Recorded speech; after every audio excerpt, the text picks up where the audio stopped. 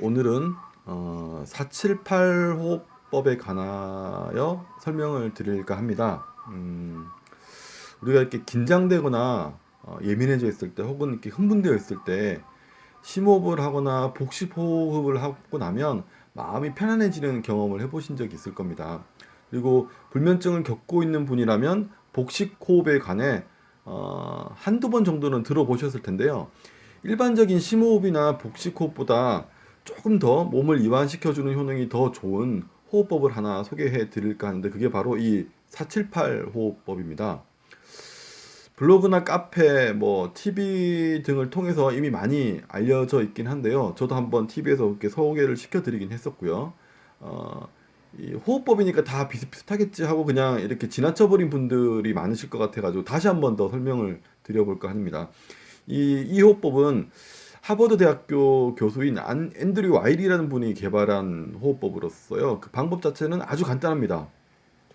우선 그러니까 4초간 입은 다문 채로 코로 숨을 천천히 그리고 깊게 들이마시고 7초간은 숨을 참은 상태로 호흡을 잠시 멈췄다가 8초간 다시 코로 숨을 천천히 내쉬는 겁니다. 이렇게 한 3번 정도 반복 후에 다시 잠시 일반적인 호흡을 하다가 다시 또 3회 이렇게 반복하는 식으로 5분에서 6분, 길게 해줄 수 있으면 10분 정도까지 해주셔도 크게 문제는 없습니다. 할 수 있는 만큼 해주시면 되고, 몸이 어느 정도 확실하게 이완이 되는 느낌이 들 때까지 해주시는 게 좋은데요. 참고로 이 호흡법을 할 때 가능하면 이 입보다는 코로 숨을 쉬는 것이 이 두뇌, 머리에 열을 식혀주면서 충분한 산소 공급을 해줄 수 있는데 장점이 많기 때문에 입보다는 코로 숨을 쉬는 게 좋습니다. 그리고 이 호흡법 자체가 아주 간단하긴 하지만 장점이 상당히 많은 호흡법이에요. 이 호흡법이. 그래서 제가 생각하는 이 호흡법의 장점에 대해서 살짝 한번 언급을 드려볼까 합니다.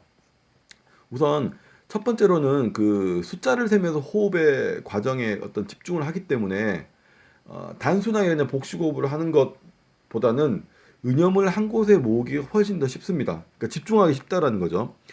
대부분 잠을 이루지 못하거나 스트레스를 많이 받아가지고 몸이 긴장되어 있는 경우에는 그 생각에 사로잡혀가지고 계속 긴장 상태를 이어나가는 경우가 많습니다. 그런데 이 호흡법을 하게 되면 그런 걱정이나 생각이 아니라 호흡 자체에 집중을 하게 된다는 거죠. 그럼으로써 그 내가 스트레스 받는 그 생각에서 잠시나마 벗어나고 그 생각을 멈출 수가 있게 되는 거예요. 그럼으로써 긴장이 더 쉽게 풀어지게 되는 거죠.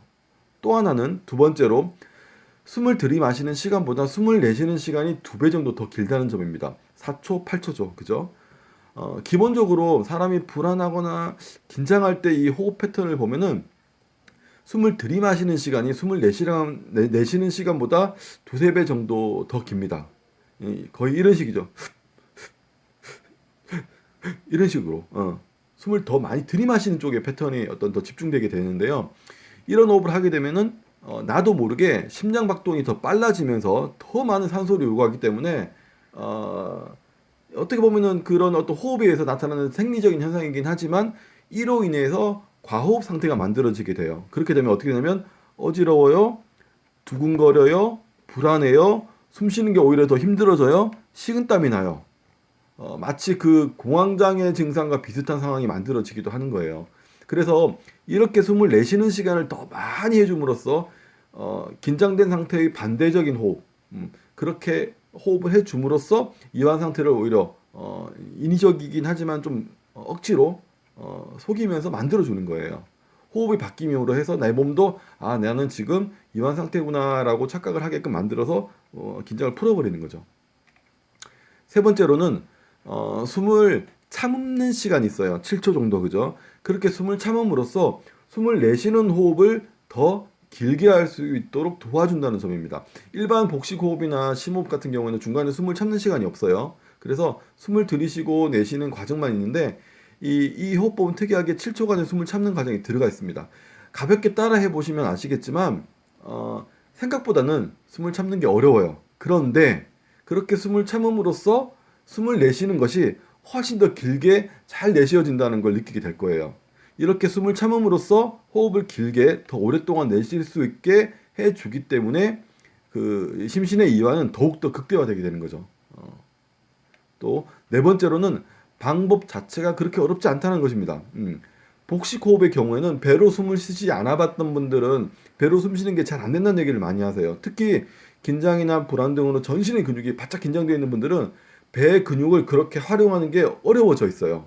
이런 분들에게 이 호흡법을 하시게 되면은 쉽게 몸의 이완 상태를 만들어 줄 수 있는 꽤 효율적인 방법이 될 수 있다는 겁니다.